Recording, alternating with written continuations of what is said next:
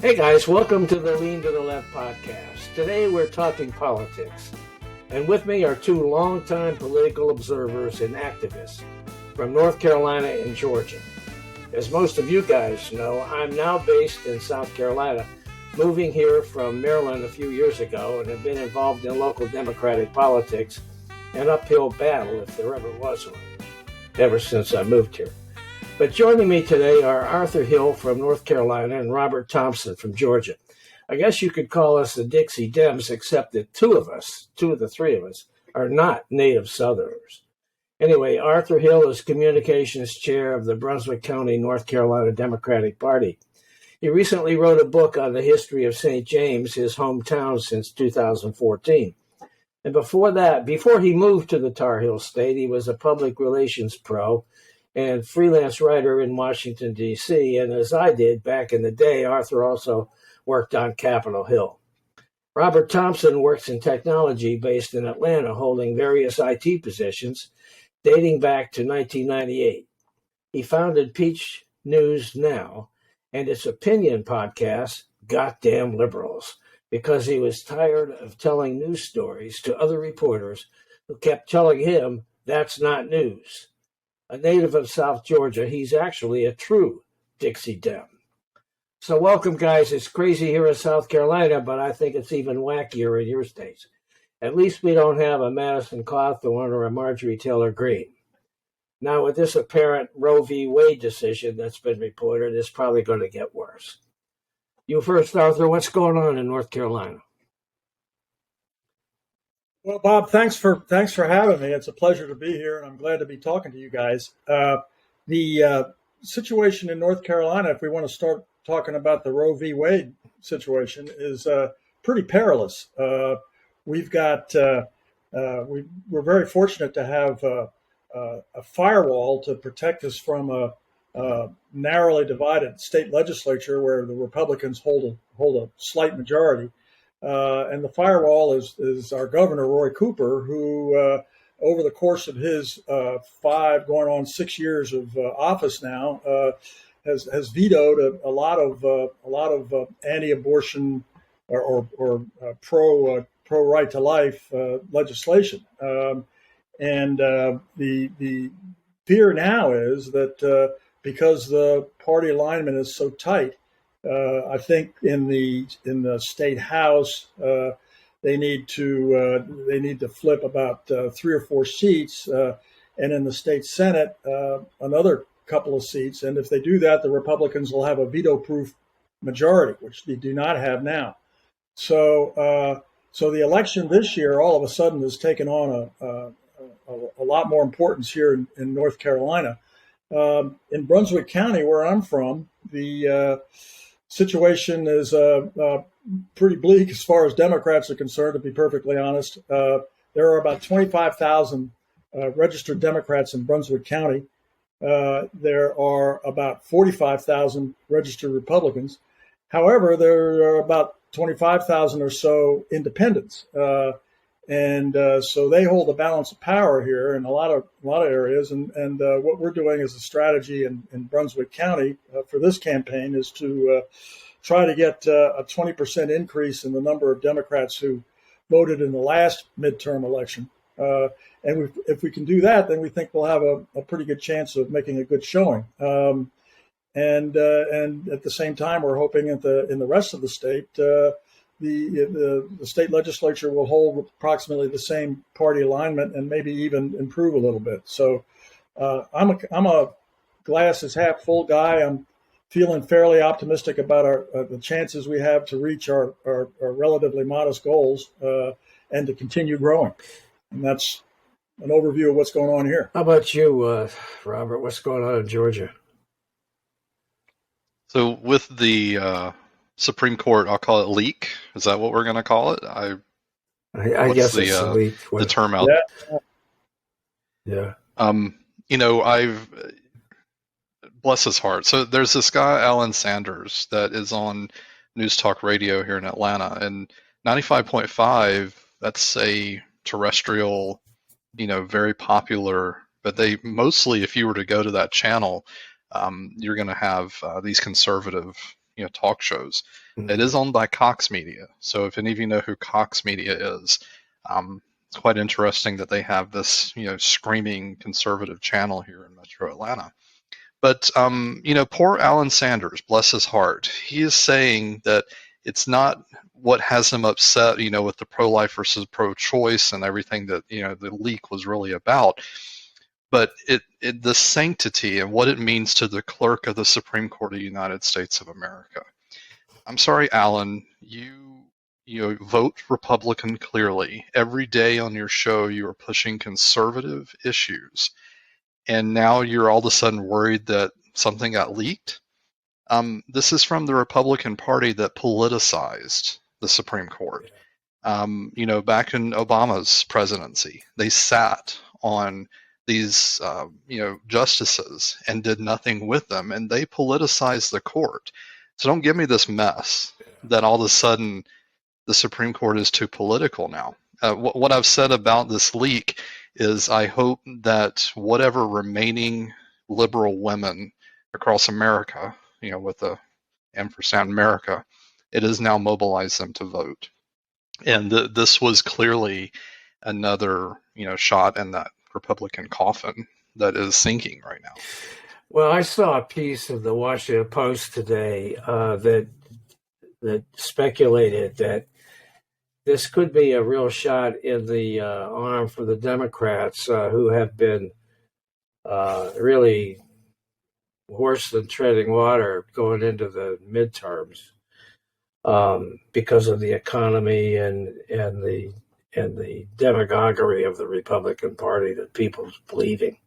At any rate, hopefully it will get especially women to come out and vote. I mean, they must understand the damage that if they didn't vote for Hillary Clinton and they voted for Trump just because they didn't like Clinton for whatever reason, now look what they've brought on themselves. I mean, three conservative Supreme Court justices appointed by Trump, and that's the reason we have this apparent decision.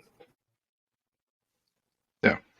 So I'm going to try to get this on the webcam, but can you guys see this? This is Miss Martha Zoller, and the button, you may not be able to read it, but that is a Republican elephant, and it says raised right.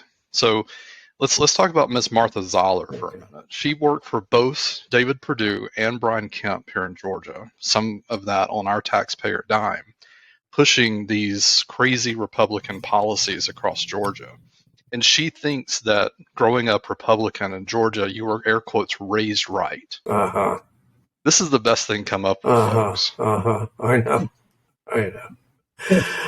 I mean, my comment to this was, you're raised right, raised racist, and raised radical, really? And that's supposed to be a good thing? This is all they have to go on.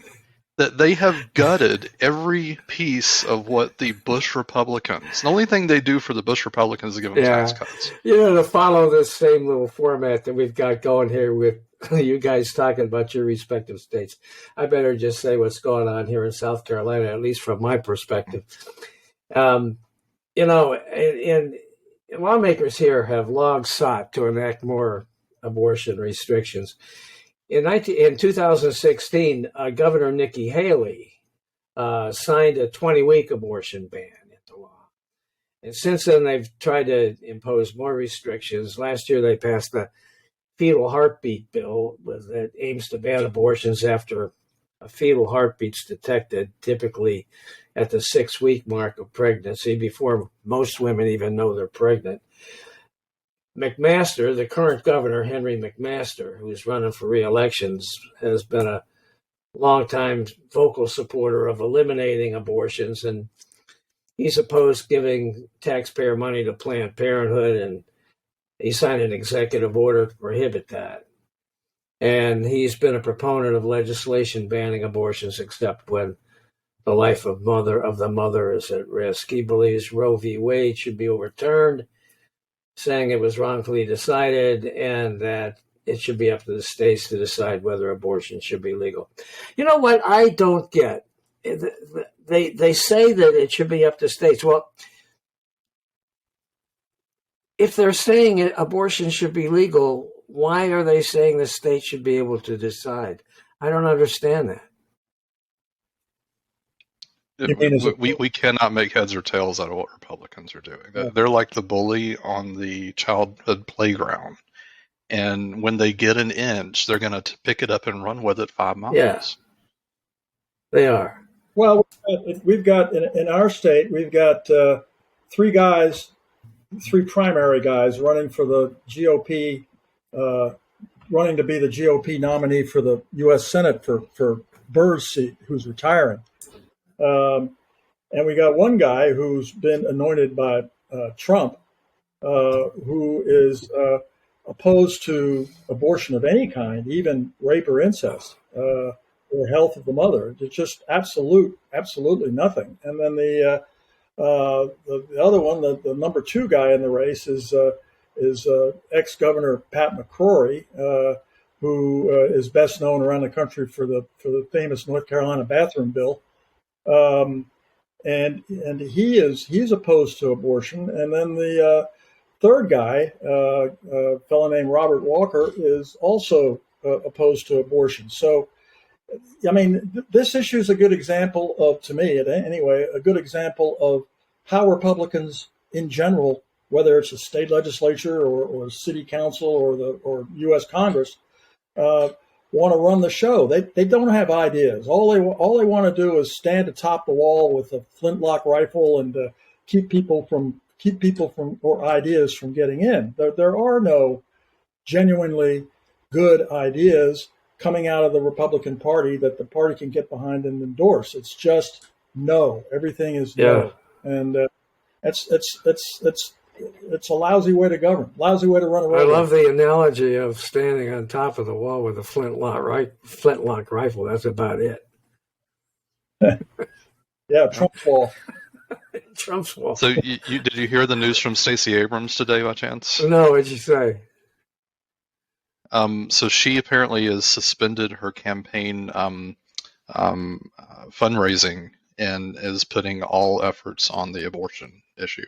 You're kidding me, really? Is what she said today. Yeah. She's not going to raise money for her campaign? She said she's put a pause on that, and people don't recall, and there was a commercial that was trying to get this news story out when she lost, air quotes, lost the last time around. She actually went out and used campaign funds, everything coming into her C4, to actually pay off medical debts for folks here in Georgia. Really? When David Perdue lost the Senate race, did you see David Perdue do anything like that? No. No. All he's done is just move his Senate money, that war chest, over to governor, and then funneled that BS down to Florida so that Trump gives him an endorsement. Yeah. And I have another meme for you guys. We'll see if it'll show up very good. Maybe I'll read it. But of course, it's got our friend Mitch McConnell on there. But it says, "How many Republicans does it take to solve a problem? Nobody knows. It's never been done."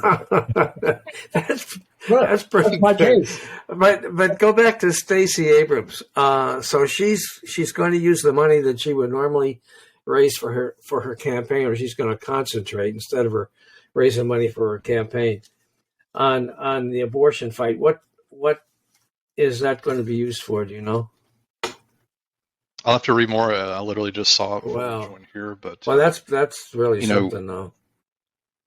You've got a leader that is actually leading. They see an issue. And in one of her quotes from one of her advertisements here, she goes, "When I didn't win the governorship, that didn't stop the job. I went out and did the job of, what the governor should be doing." Meanwhile, they're signing laws like attacking transgender children. They are in this abortion fight again that's been legislated so many times over and over again. Yeah. What are they accomplishing? And speaking of Marjorie Taylor Greene, she was in a debate, of all things. She actually has Republicans going against her in that district. And they actually pinned her against the wall and said, "Marjorie, what have you accomplished these past 2 years?" These are Republicans asking Marjorie, "What have you accomplished?" Yeah, what she said. I don't honestly care. But what she should have said is, "I've destroyed the Republican Party." That's what she should have said. And she's helping to destroy it nationally, too. right along with Donald Trump and all the other nutcases.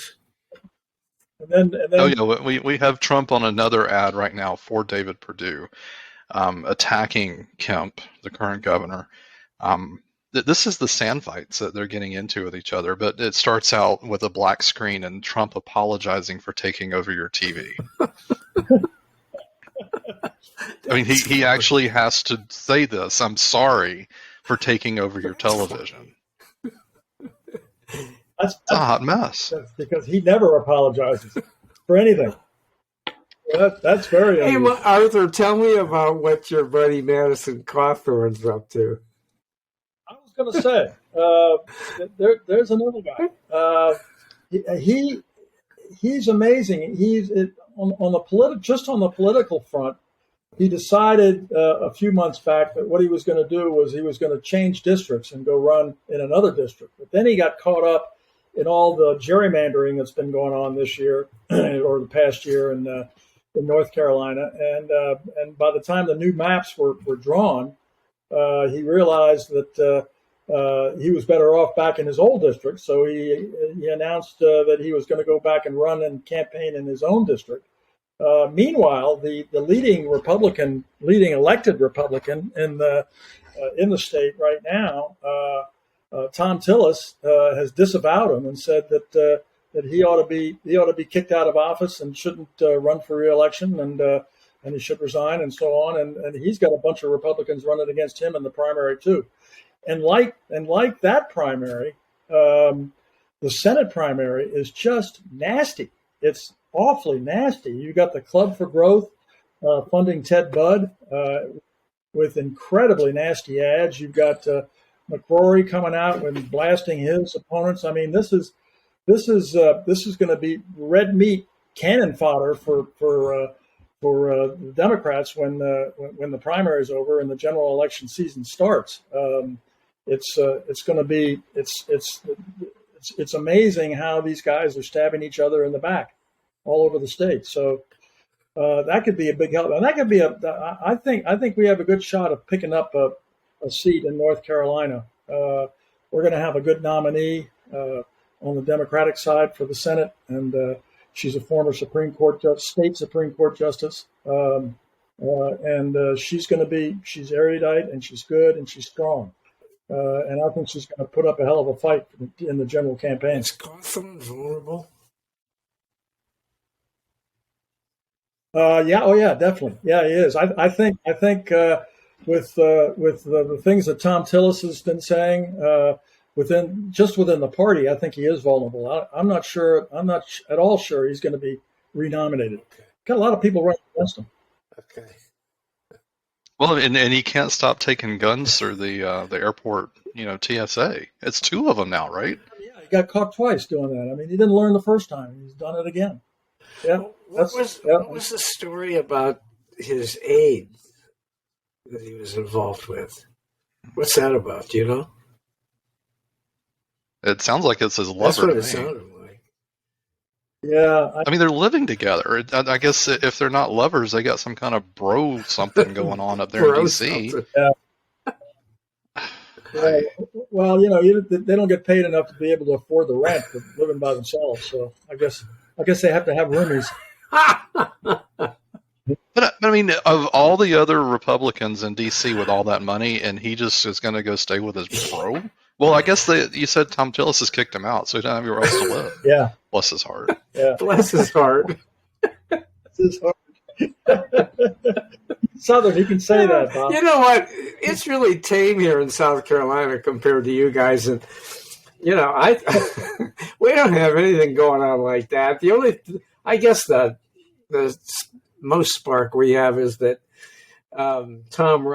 Congressman Tom Rice voted to impeach Trump, and so Trump has called him a coward, and he came down here to campaign at a rally. I guess it was in Columbia. I don't know, maybe a month ago. And this guy called Russell Fry, who is a state rep, a real right-wing goofball. He's he's a leader. I think he is the leader of maybe 3 other candidates, and Trump's endorsed Fry. So he's got these great big yard signs that are like, I don't know, 3 feet across, and they say Fry for Congress, and at the top it says endorsed by Trump, and that's his message. And they have to pay for that. So Trump does not let them do that. Oh, is that free. true? Allegedly. No kid. They Trump told the Republicans, "You will not use my name unless you send me a check." So you've got folks like him. You've got David Perdue here in Georgia. That every time you see him, the 5th word is Trump. Wow. Apparently, they're paying for that. Wow. And I guess it goes into Trump's stay out of jail fund. He may need it. So in addition to licking his boots to get his endorsement, they got to pay for it? Wow. Allegedly. They got to pay to lick his boots. Yeah, exactly. Oh, man, I'm telling you what. The man has absolutely no shame. So then we have... It's all about money to him. He's like, how can I make money on this? Here you go.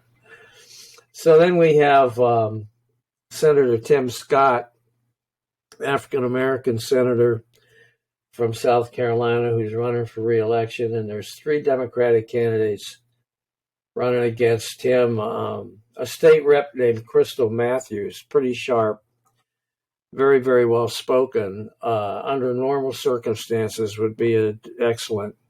I mean, she is an excellent candidate, but her ability to raise enough money and to overcome the Republican edge in this state, I seriously doubt what she can do. I think the odds are heavily stacked against her.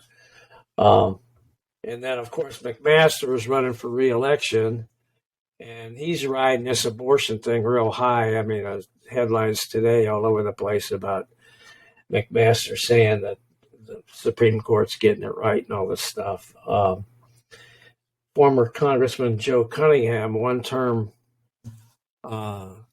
moderate slash, I don't know if you can call him liberal, from he's just south of us in Myrtle Beach. He's running in the primary against 4 others.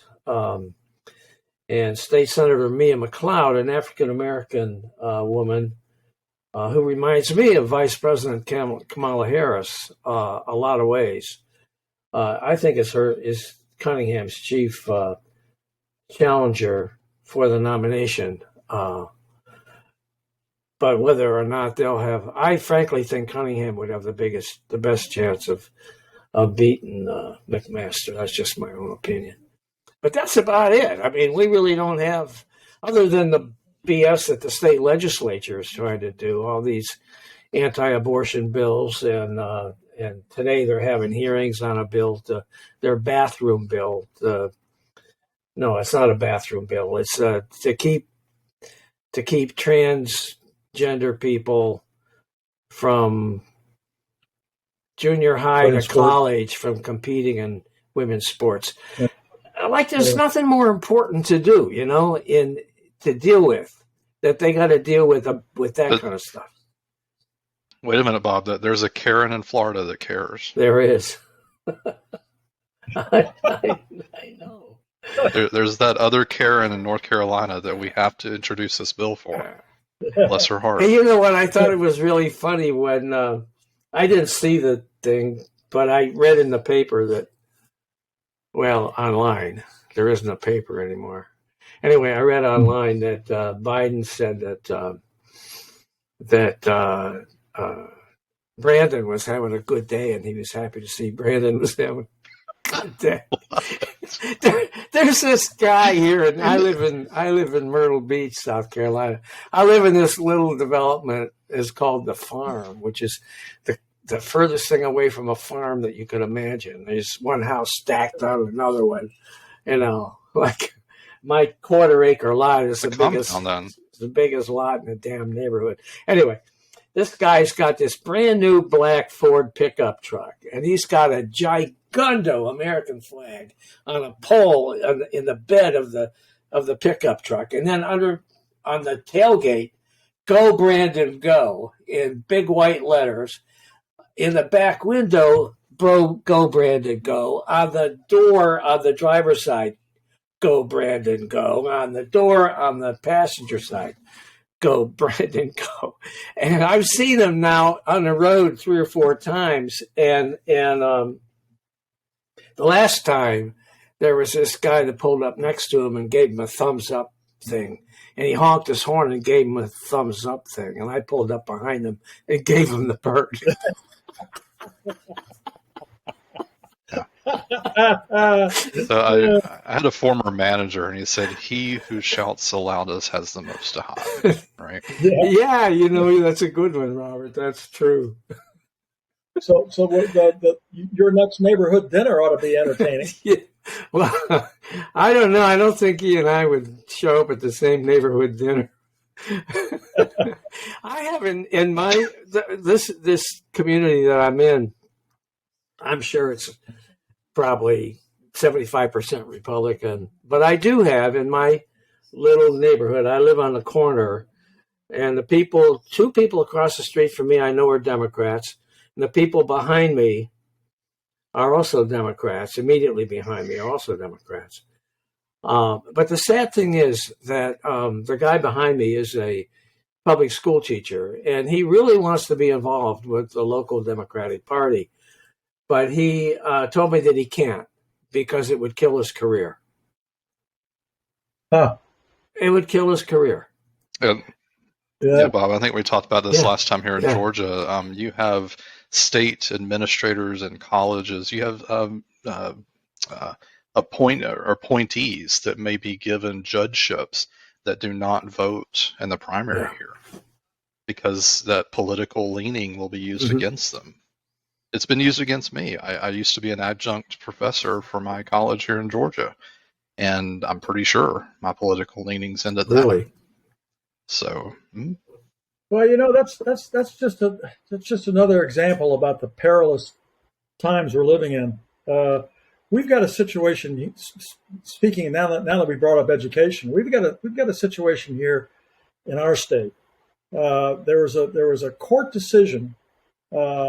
And the shorthand for it is the Leandro decision, where the judge said that the state legislature had to spend $1.7 billion that the Republicans were holding in escrow to help schools in North Carolina, because they haven't been doing it, and it was funds that were earmarked for spending on education in North Carolina, and the legislature had rejected it and said you couldn't do it. So they went to court, and then in the Leandro decision, the judge says, "Yeah, you got to spend it. $1.7 billion, and the state has a $9 billion surplus sitting in the bank somewhere, and they won't spend $1.7 billion on education, and yet they're perfectly willing to pack school boards with people who want to burn books and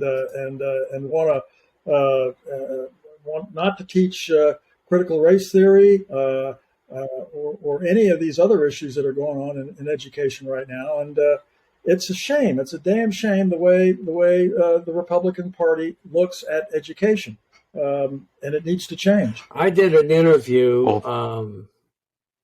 this past week with a woman named Sherry Few, F-E-W.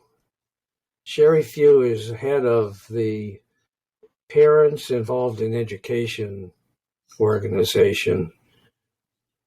She founded it. And as innocent as that sounds, that's the organization that is trying to tell school districts not to have discussions about racial issues and the impact of racism. It's all couched in the critical race theory argument, but really what it is they just want to whitewash all of that. And they also don't want them to have any kind of sexuality education discussion. Kid has a question about his own personal sexuality. They don't want to have an opportunity for that kid to have counseling. They don't want to have discussions in class about sexual situations, sexual preferences, questions about whether you might be homosexual or even trans. And she was just so obnoxious that I've spent a ton of time this week promoting that podcast and advertised it on Facebook, and I've got a ton of comments from both sides that it generated, and it's incredible to me the Trumpian attitudes that still persist in this country about these topics. Yeah. So, I was going to go back. So you said up in North Carolina there was a pool of money meant for the schools. How many billion was it? Well, the judge said 1.7. Yeah. And there's a $9 billion surplus in the general treasury that just from general tax funds. So it isn't. You can't say that they can't afford it. I mean, it's just sitting there ready to go. They could write it up tomorrow. So next door in Georgia, Kemp's like, hold my beer. So Kemp has this primary, and then he's going up against Stacey Abrams again. What does he do? He's going to write every Georgian a check. So the last time I heard, paying for votes was illegal. Yeah. So how convenient. He signed the bill back in March, and the state treasury said it's going to take him 6 to 8 weeks to get this money out, to every Georgian. Well, isn't it convenient that he's also running for office around the same time? So that's what Georgia does with extra money. Yeah. We just find somebody to pay off to get some votes. Hey, what'd you guys think of the situation in Florida with DeSantis and the "Don't Say Gay" thing, and the Disney situation? What did you think of that? Well, I'm hearing. Oh, go ahead.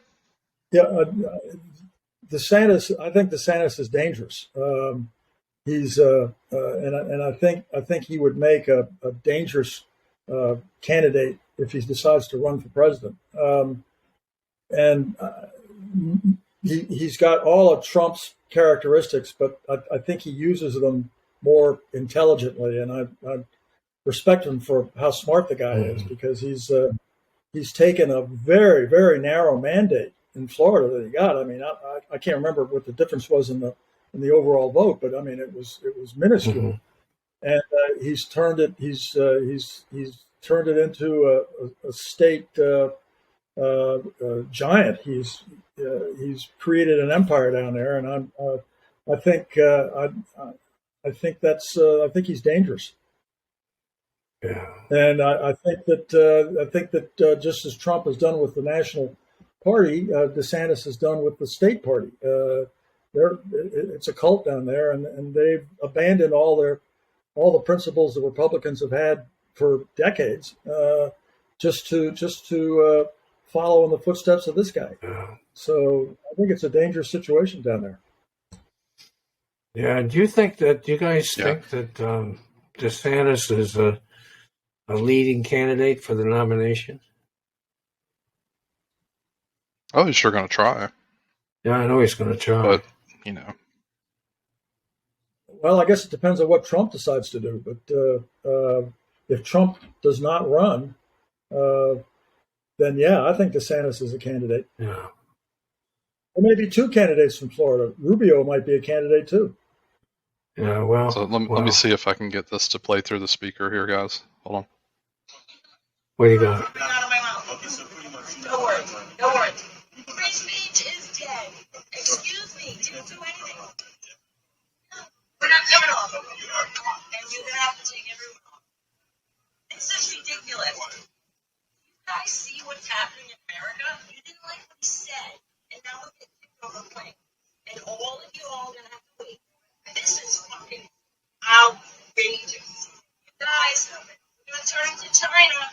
we're going to turn into China. Who is that? So this is the type of, that's that Karen from Florida I was telling you about. Okay. She it was, screaming homophobic slurs, screaming racial issues on a JetBlue flight leaving from somewhere in Florida, and she was removed from the flight because she can't act right.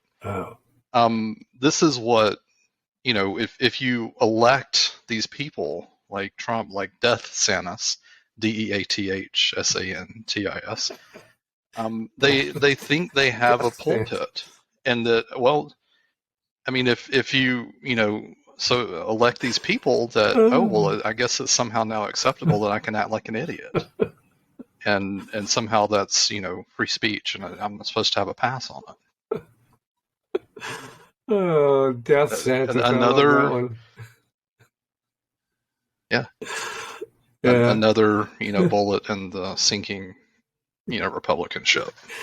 Well, this lady, Sherry Few, also, she says that we need to go back to the times in the 50s when Daddy went to work and Mommy stayed home and took care of the kids, and that he didn't ship the kids off to daycare. And I got really mad during the interview, and I said, "You can't have it that way." And she said, "You're yelling at me. I'm going to hang up." I said, "Well, go on. Go ahead." Bless her heart. Yes, right. Oh my God! I mean, the idea that today in this economy, that both parents don't need to go out and earn a living in order to pay the bills is just incredible, and or that either parent should not have the right to pursue a career if they want to, and And of course, you could try to argue that back in the 80s, starting with the Reagan administration, and a little bit earlier than that, you guys have been here longer than me, but killing unions. Not that much longer than you. We're just in our 50s. You're in your 40s. But you have to remind these folks for you guys, that wait a minute, it's not for you guys that can't see us, okay? For you guys that can't see us. Robert Thompson has got brown hair and a beard. But there's some gray in the beard. Arthur Hill is totally gray/white, as I am. I am 79. I don't know how old Arthur is. Well, I'm 77. Either that or we both look like we've just been ridden hard and put away. That's about it. And Robert is a svelte, what did you say, 48, 49? 42. 42. Who's counting? 42. 42, he's a kid. Hell, I got grandkids that old. No, I don't. I have kids that old, though. Anyway, all right. I'm sorry, Robert. Go ahead. Finish what you were saying before I so rudely interrupted. No, you're fine. I mean, you have to remind folks that it was Republicans. It was Reagan. It was the 80s when they decided to raise the retirement age. I'll have to be your age to retire by the time I get there. Yeah, you will. If I'm still around. You will. Because of Republicans gutting just simple stuff and then turning around and blowing our military up and spending all that money on the military. You'll have to keep your other stuff. You'll have to keep your podcast going to pay your bills too, because they're going to screw over Social Security big time. Sherry Few says that Social Security should be done away with, as should Medicare and Medicaid. They should be done away with and let people just invest their own money however they want to. And that we don't need to have this. It all started with LBJ and the Great Society, and that it's just gotten worse since. And this country is turning into a socialist country, and the communists are going to take over, and the Democrats are feeding into that, and all of this, all of these liberal policies that we're promoting is just they're just. Taking us on the way to communism. That's what she said.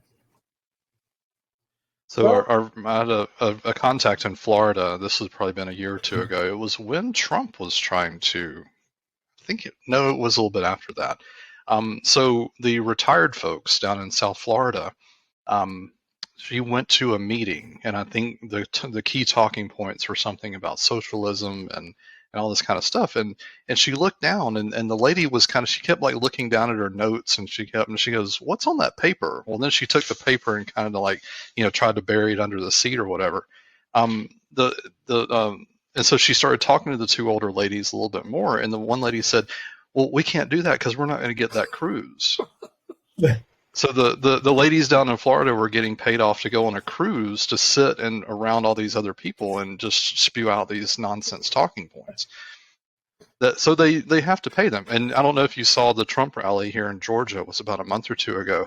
They had to be paid people. There was this one Asian person that had one of those pointy hats. And every time they would actually pick up the hat and put up as like, Asians for Trump or something like this. You can't make this stuff up. Oh man.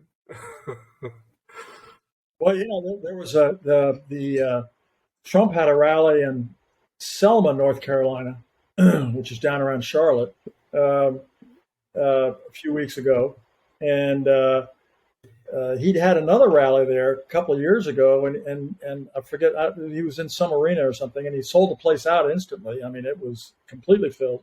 But this time it was way less than a quarter full. Not very many people showed up at all, and oh, Arthur, you're lying. There were millions of people there. It was the biggest crowd in history. Huge, big league. Right. Yes. All I know is what I read. Hey, you know what? The same thing though was the crowd up in Columbia. It wasn't that big either. They had a lot of empty chairs. No, they were walking up from Florida. They were just late. That was it.